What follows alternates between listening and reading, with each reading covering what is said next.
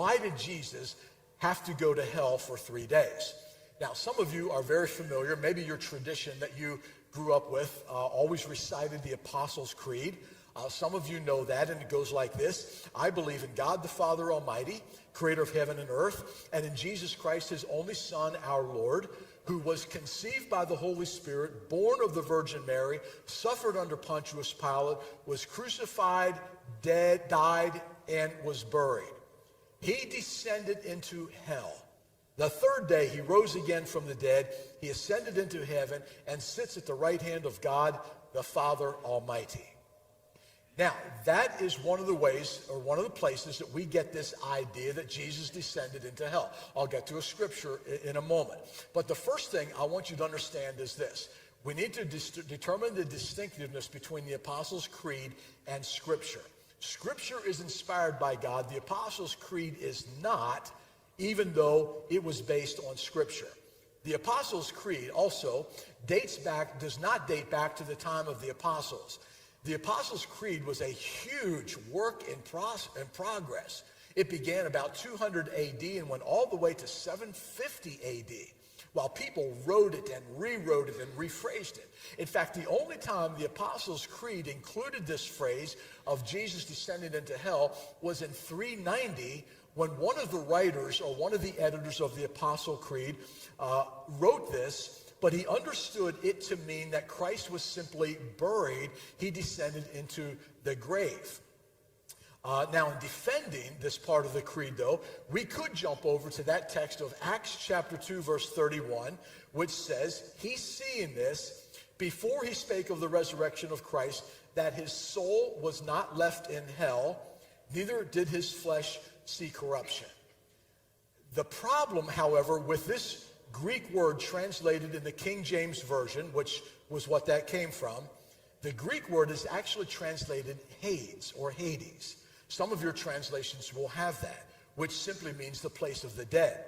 The word that definitively refers to hell is the word Gehenna, and that is not used here.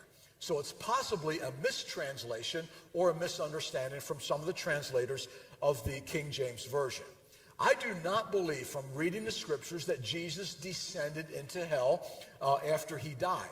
In fact, when we look at the scriptures, we can kind of see what happens after Jesus died. Remember when he was on the cross, there was a thief on his right and a thief on his left, and the one thief just cried out and said, God, and what were the words that he said? And he confessed his sins, right, and wanted to be in paradise with the Lord. And Jesus said to him on that moment, today you will be with me where? In paradise. So it almost implies that after Jesus died, he knew that he would be in heaven. He would be in paradise, and he would see that repentant and newly converted thief. Also, some of his last words on the cross were, it is finished. See, Jesus had already suffered hell. Hell is simply a separation from God, and Jesus, when he was on the cross, said, Father, why have you forsaken me? He went through all of that agony, feeling alienated and separated from his Father. That was his time. That was his hell. And so while hanging on the cross, then he said, it's finally finished. It is finished. His work was over, and so was his torment of being under the Father's wrath and the alienation, paying for our sins. That was now over. And then just before he died, he said, Father, into your hands I commit my spirit, indicating that he expected the Father to receive him when he died. Now, the next part of the Apostles' Creed, though, is correct in that he rose again from the dead, he ascended into heaven, and now he sits at the right hand of the Father. And do you know what he's doing? The answer to this should thrill us. We talked about this a couple of weeks ago, but right now, at this very moment, he is praying for us. That's what he's doing. He's praying for us. And the reason he's praying for us is because he knows your needs. He knows your heartaches. He knows your loneliness. He knows your pain. He knows your fears. He knows your uncertainties. And he's praying for you. Last night, someone met Penny after the service, and we really don't know this woman very well, but it was such a blessing because she goes, I pray for you and Pastor Lawrence every day. That means a lot, by the way. It means a lot. But when I know that Jesus is praying for me, that means even more.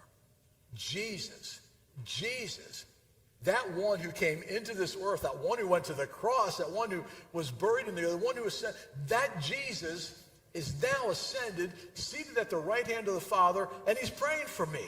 He's praying for you. And all of that knowledge right there should absolutely thrill us. It says in Romans chapter 8, verse 34, he continues to pray for us because he's at the right hand of God and is interceding for you.